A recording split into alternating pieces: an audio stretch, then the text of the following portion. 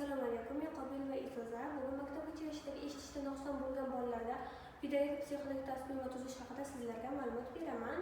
Birinchi bo'lib rejalar bilan tanishib chiqamiz. Rejalar 3 qismdan iborat bo'lib, bular eshitishda nuqsoni bo'lgan bolalar uchun pedagogik va psixologik profilning asoslari, madaniy va hududiy xususiyatlarni hisobga olgan baholash usullari va erta yoshda rivojlanishda nuqson bo'lgan bolalarni qo'llab-quvvatlash va individual yondashuvlar.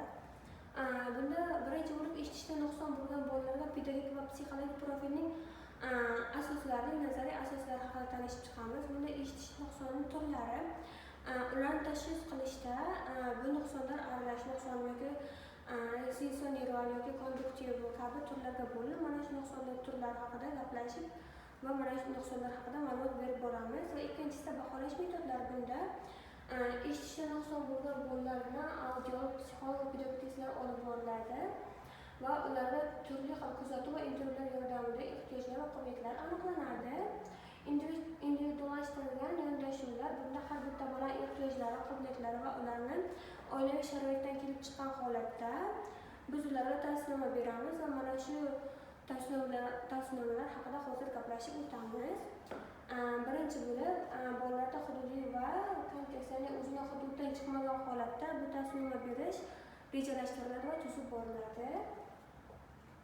Birinchi bo'lib, pedagogik psixologik profilni shakllantirish jarayonida bolalarni qobiliyatlarini aniqlashimiz mumkin bo'ladi. Bu 4 qismdan iborat bo'lib, ularning ehtiyojini aniqlash usullari, qobiliyatlarini baholash usullari, individual yondashuvlar va ma'lumotlarni tahlil qilish bo'ladi. Ehtiyojlarni aniqlash usullarida bunda bolani o'zini shaxsiyatdan kelib chiqqan holatda uni turli xil ehtiyojlar mavjud bo'ladi. Ya'ni har bitta bola o'ziga nisbatan shaxsiyatga va psixologik holatiga ega bo'lganligi uchun ham uni ehtiyojlarini aniqlab olishimiz kerak bo'ladi. Undan keyin esa uni qobiliyatlarini baholash mumkin bo'ladi. Bunda turli xil testlar, o'yinlar va boshqa ijtimoiy ko'nikmalardan foydalangan holatda biz uni qobiliyatlarini aniqlashimiz mumkin bo'ladi. Individual yondashuvlar har bitta bolani o'ziga yarasha xarakteri va o'ziga yarasha psixikasi mavjud bo'lganligi uchun ham ular uchun har bittasiga alohida individual yondashuv tashkil qilinadi. Ma'lumotlarni tahlil qilish jarayonida olingan ma'lumotlar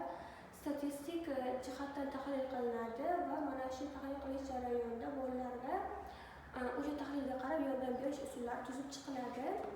Eshitish nuqsonli bolalarga individual yondashuvlar bu asosiy yondashuv hisoblanadi, chunki bolalarda bu nuqson mavjud bo'lganligi sababli ular boshqalardan farq qilib, ular ko'taradigan dallar birmuncha soddalashtirilgan va ularni o'zlari uchun o'rganishlari uchun moslangan daktil alifbolardan ham foydalangan bo'lishimiz kerak bo'ladi. Bunda bolalarga faqatgina o'qituvchi yoki maxsus pedagogning o'zi emas, ota-onaning ham ko'mak kerak bo'lib, bunda bolaga birgalikda hamkorlik tavsiya qilinadi.